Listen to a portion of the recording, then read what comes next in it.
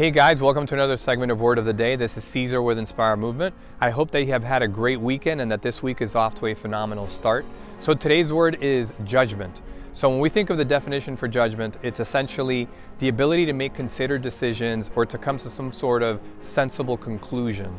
An alternate definition for the word judgment is basically like a calamity or a misfortune that is viewed as some form of divine punishment. Think of like Judgment Day, for example, something to that effect. So in the context that we're looking at the word judgment, we're looking at holding judgment of others, holding judgment of ourselves. That's essentially what we're going to explore. So when we think of holding judgment of others, why does that happen? Why do we do that? Well, in doing some research on the word, essentially what it's alluding to is that we have some issue with self-acceptance and self-love. And because we haven't come to some form of resolve with that, we basically lash out on others, if you will. So we're more judgmental on other people whenever we feel sort of bad internally with ourselves. And the question to ask is, if you have a form of self-love and self-acceptance, would you really have the need to bash people down or put them down in order to raise yourself up or to raise yourself into a level that you feel good about yourself? Probably not. So essentially, that's really what that boils down to. So again, in doing some research on the word, some of the things that, or highlights that come to mind are like judgment leaves us clues. And what essentially that's alluding to is that whenever you feel a sense of judgment, there must be some form of trigger around that. And it could be, for example, just a toxic relationship, somebody that is very judgmental and puts you on the defensive and to be reactive. So those things we could sort of study with our different relationships in our lives to see if in fact we feel maybe a little bit like we're being judged by certain people more often than not. Another thing is that judgment is in fact optional. So we either choose to be a victim of the world that we view or that we're in, or not to be. So essentially, if somebody comes and judges you, gives you some form of harsh judgment, you don't have to, fall into the rabbit hole of becoming super reactive and get defensive over it and get into this back and forth and try to put them down again to sort of bring them into the same plane as you are. You could just sort of let it slide off of your shoulder and not even deal with it. That would be the healthier approach. So it is optional in a sense in that regard. You can choose to be a victim or not.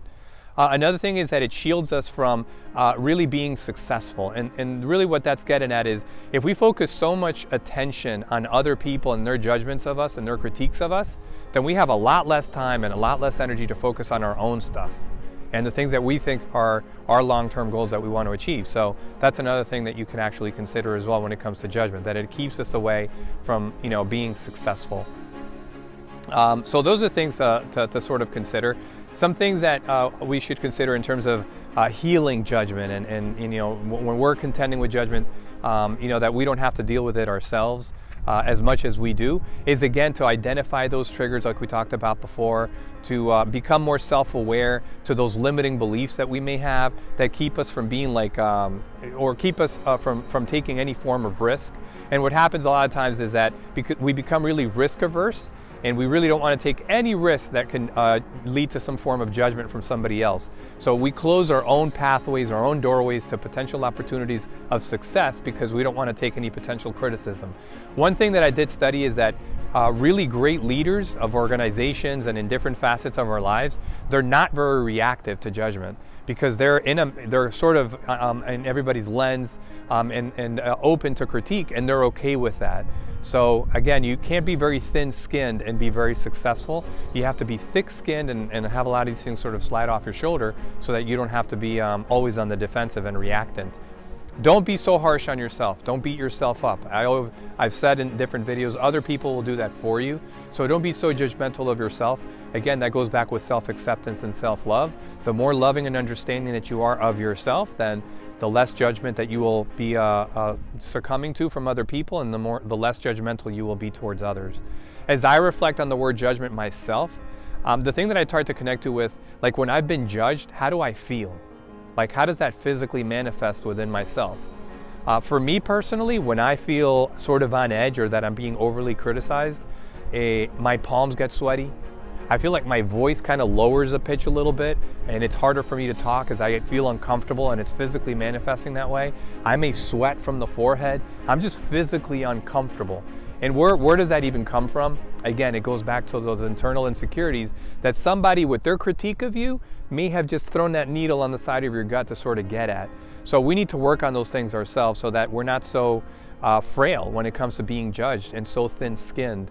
Again, going back to self-acceptance, the more self-love, the more self-acceptance that you have with your quirkiness, with your mannerisms, with whichever way that you are, the less susceptible that you are to somebody coming over to your life and putting you down for whatever reason.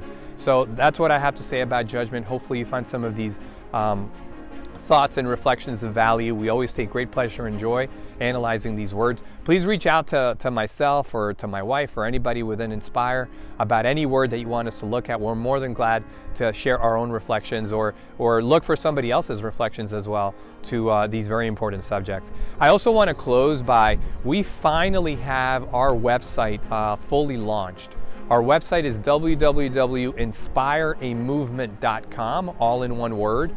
And yes, we do have Inspire videos and fitness videos available there now, but we also have our initial product launch, which we sort of hinted at previously. We've actually launched our hip fitness bands, different colors, signifying different resistances. You can get more information on that within our Fit Shop page within our website. Again, www.inspireamovement.com. Please sync up with us, support us. Your patronage is basically what we're counting on to continue going forward and continue to providing a lot of relevant content and products for you. So thank you again for all of your support and have a blessed week. Thank you.